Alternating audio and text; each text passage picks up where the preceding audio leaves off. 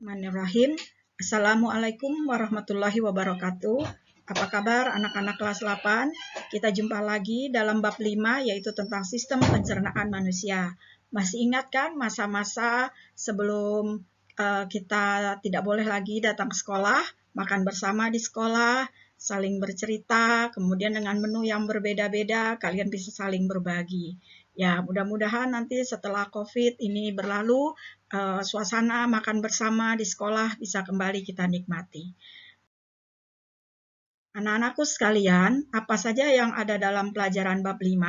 Ada 4 subbab, yaitu tentang faktor penentu kebutuhan nutrisi, tentang jenis nutrisi, struktur dan fungsi pencernaan manusia, dan gangguan pada sistem pencernaan. Nutrisi pada makanan kita itu dibutuhkan oleh tubuh, tapi dalam jumlah yang berbeda-beda. Faktor-faktor yang menentukan jumlahnya adalah tingkat aktivitas, kemudian jenis kelamin, dan usia. Sebagaimana contoh berikut ini, kita lihat. Tabel jenis kelamin, perempuan dan laki-laki itu berbeda jumlah kebutuhan energinya, begitu juga rentang usia. Misalnya, usia 9 sampai 13 tahun berbeda dengan kebutuhan kalori energi untuk 14 sampai 18 tahun. Juga usia 19 sampai 30 tahun, 31 tahun sampai 50 tahun dan 50 tahun ke atas. Begitu juga perbedaannya ditentukan lagi oleh aktivitas orang tersebut. Misalnya ada aktivitas ringan, sedang, dan berat. Ibu ambil contoh misalnya seorang pelajar. Seorang pelajar digolongkan sebagai aktivitas sedang. Anak SMP yang perempuan usia 14-18 tahun, kebutuhan kalorinya adalah 2000 kilokalori. Sedangkan anak laki-laki kebutuhan kalorinya untuk anak SMP 2500 sampai 2800 kilokalori. Apa saja pekerja-pekerja yang ringan, tergolong ringan, misalnya penjual dalam ruangan, pegawai kantor, kemudian ibu rumah tangga. Ibu nggak setuju sebenarnya, ibu rumah tangga itu bisa dimasukkan dalam aktivitas yang sedang atau bahkan juga aktivitas yang berat.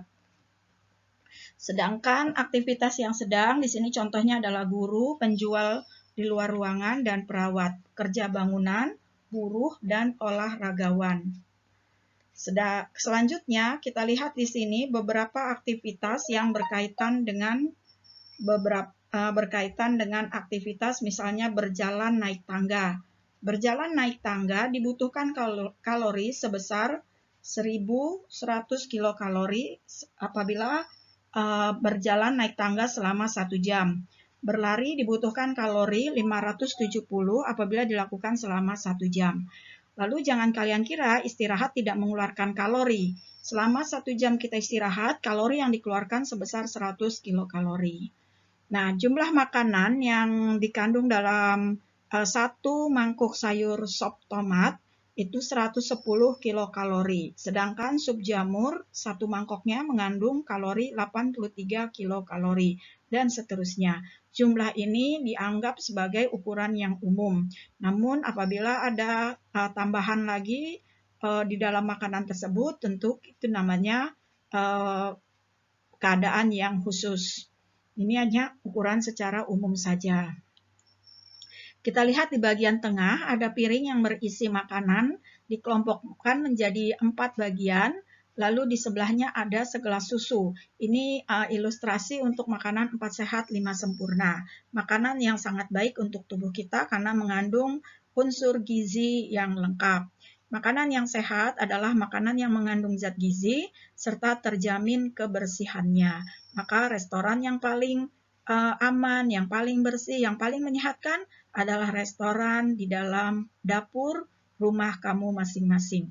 Makanan 4 sehat terdiri dari makanan yang sumber tenaga, misalnya di sini ada nasi, ada roti, dan mie mungkin ya itu. Kemudian yang kedua kelompok lauk pauk, kelompok sayur mayur, dan kelompok buah-buahan. Yang 5 sempurnanya adalah susu, karena susu sebagai pelengkap mengandung banyak nutrisi. Ke jenis nutrisi dalam makanan kita. yaitu terdiri dari karbohidrat, lemak, protein, vitamin, mineral, dan air. Karbohidrat dalam 1 gramnya mengandung 4,1 kilokalori, sedangkan lemak mengandung 9,3 kilokalori. Ini berarti 1 gram lemak mengandung jumlah kalori 2 kali lipat dari jumlah karbohidrat. Jenis karbohidrat adalah mengandung zat gula, pati, dan serat.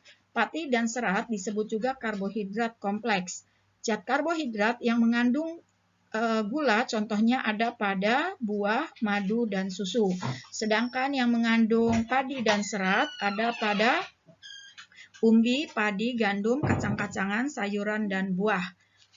Serat bukanlah sumber energi bagi tubuh, namun serat sangat dibutuhkan dalam proses pengeluaran zat sisa. Itu sebabnya sejak TK kalian sudah dinasehati oleh guru supaya banyak makan sayur dan buah karena di dalamnya banyak mengandung serat. Lemak. Lemak dikenal dengan lemak jenuh dan lemak tidak jenuh.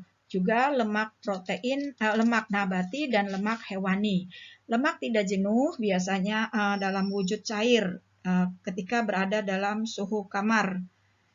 Biasanya terdapat dalam lemak biji-bijian. Sedangkan lemak jenuh biasanya dalam wujud padat terdapat dalam daging, susu, keju, minyak kelapa, dan minyak sawit.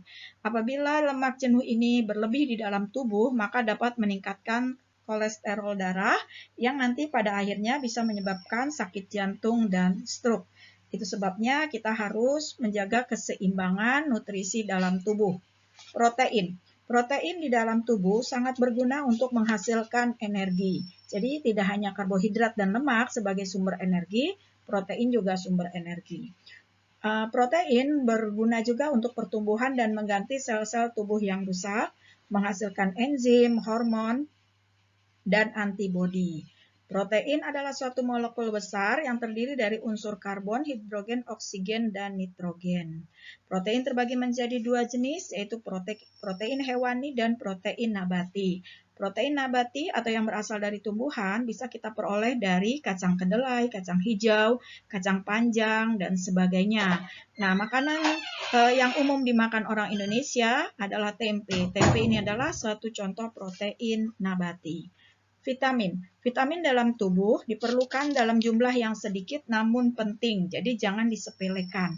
Jumlah vitamin yang diperlukan tubuh apabila telah terlalu banyak, misalnya ada seseorang yang senang mengkonsumsi suplemen vitamin, maka hal tersebut tidak berguna karena akan dikeluarkan lewat urin. Ya, vitamin yang larut dalam air itu terdiri dari vitamin C, vitamin A, vitamin D. Vitamin yang larut dalam air adalah vitamin B dan vitamin C. Vitamin yang larut dalam lemak adalah vitamin A, D, E, dan K. Selanjutnya, dalam satu buah makanan bisa mengandung lebih dari 1 vitamin. Mineral dalam tubuh sedikitnya diperlukan 4 jenis mineral. Mineral ada yang diperlukan dalam jumlah sedikit, ada pula yang diperlukan dalam jumlah banyak. Mineral sangat diperlukan oleh tubuh karena mineral ini membantu reaksi kimia dalam tubuh, mengangkut oksigen ke seluruh tubuh, serta membentuk dan memelihara tulang. Terakhir adalah air. Air diperlukan dalam tubuh kita sangat banyak jumlahnya, hampir 2 liter dalam 1 hari. Bisa diperoleh dari minuman, bisa juga diperoleh dari buah dan sayur yang kita makan. Tubuh kita hampir 60-80%-nya terdiri atas air, apalagi organ tubuh tertentu, misalnya paru-paru. Paru-paru mengandung 92% air, sedangkan darah mengandung 82% air. Ya, bagian yang sedikit mengandung air adalah tulang, hanya 22%. Namun biar bagaimanapun kita harus menyadari bahwa air itu sangat besar fungsinya. Air adalah sebagai pembentuk sel cairan tubuh, mengatur suhu tubuh, melarutkan zat-zat gizi, dan membantu proses pencernaan, melumaskan pada bantalan-bantalan sendi sebagai media transportasi dan media pengeluaran sisa metabolisme. Kebutuhan air menjadi penting karena air dikeluarkan dalam bentuk ketika kita bernafas, kemudian berkeringat, buang air besar, dan buang air kecil. Demikianlah penjelasan Ibu tentang jenis. Selanjutnya, kita latihan tugas 11, akan Ibu kirimkan dalam Google Classroom. Selamat berlatih, selamat mencari informasi-informasi di buku atau di sumber-sumber pengetahuan yang lain. Sampai di sini dulu untuk pertemuan kali ini. Terima kasih atas perhatiannya. Mohon maaf atas kesalahan kata. Wassalamualaikum warahmatullahi wabarakatuh.